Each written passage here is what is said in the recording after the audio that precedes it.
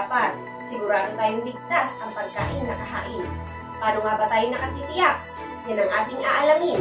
Ako si Redeline de la Torre at ito ang Balitang Pangkalusugan.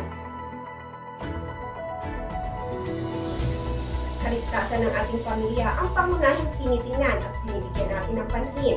Isang aspeto ng kaligtasan ay nagsisimula sa malinis na pagkain na ating inihahain sa mesa. Kailangan nating matiyak na walang halong anumang mikrobyo o dumi o iyong tinatawag na kontaminadong pagkain sa ating mesa para tayo makaiwas sa anumang sakit na pwedeng idulot nito. Mahalaga na matiyak natin na malinis ang ating pagkain dahil pwede itong pagmulan ng iba't ibang uri ng sakit. Ang Department of Health or DOH sa pakikipagtulungan ng non-government organization at pribadong sektor ang nangunguna sa pagdaraos na may paalala para sa sambayanan na sundin ang malinis na paghahanda ng pagkain. Pinapayuhan ang mga mag-aaral na umiwas sa mga pagkain itinitinda sa lansangan sapagkat maaaring lumantad na ito ng maruming elemento o iniluluto sa hindi malinis na paraan. Pero, paano nga ba mapapanatiling malinis at ligtas ang ating pagkain mula sa anumang uri ng mikrobyo? Inirerekomenda ng World Health Organization ang mga hakbang na tinatawag na 5 Keys to Safer Food. Una dito, panatilihin ang kalinisan. Ang pananatili ng kalinisan ang pinakasimple at pangunahing kaalaman sa pananatiling ligtas ang mga pagkain. Mula sa pagsisigurong malinis ang mga kamay bago humawak sa pagkain hanggang sa pagtiyak na malinis ang mga kasangkapan na gagamitin sa preparasyon ng pagkain ay hindi dapat makaligtaan. Dapat ding isaalang-alang ang kalinisan ng lugar kung saan ito isasagawa ang preparasyon.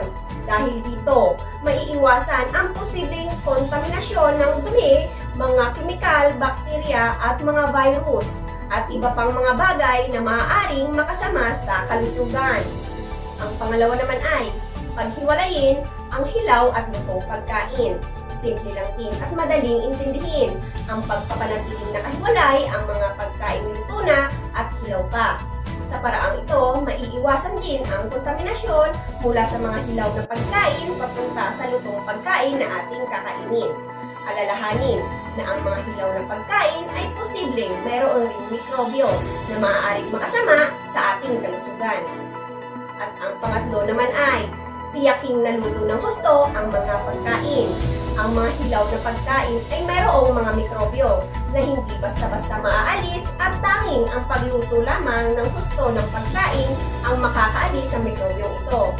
Ito ay lalong-lalo na sa mga karne na maaaring nakasiksik sa loob ang mga mikrobyo. Para naman sa mga pagkain na hindi nangangailangan ng pagluluto, tiyakin lamang na ang mga ito ay nahugasan ng husto. Ang pang-apat naman ay itago ang mga pagkain sa ligtas na lugar. Ang wastong pag-iimbak ng mga pagkain ay isa rin sa mga pangunahing dapat isaalang-alang sa pagpapanatiling ligtas ang mga pagkain.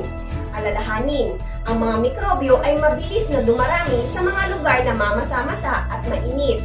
O kaya dapat ay mapanatiling malinis, tuyo at mababang temperatura ang imbakan ng mga pagkain. Sa ganitong paraan, maiiwasan ang mabilis na pagkasira at pagdami ng mga mikrobyo sa pagkain na siyang banta sa ating kalusugan. At ang panglima naman ay tiyaking ligtas ang gagamiting tubig at mga sangkap na gagamitin sa pagluluto. Baliwala ang mga naunang hakbang kung ang tubig na gagamitin sa pagluluto pati mga sangkap na ilalahok sa pagkain ay hindi ligtas. Huwag hahayaang makontamina ng mga mikrobyo ang tubig. At tiyakin naman na sariwa at nasa maayos pang kondisyon ang mga sangkap na gagamitin sa pagluluto. Huwag basta-basta sasalok ng tubig sa balon o sa ilog na gagamitin sa pagluluto, lalo na kung may napapabalitaang kaso ng sakit sa lugar.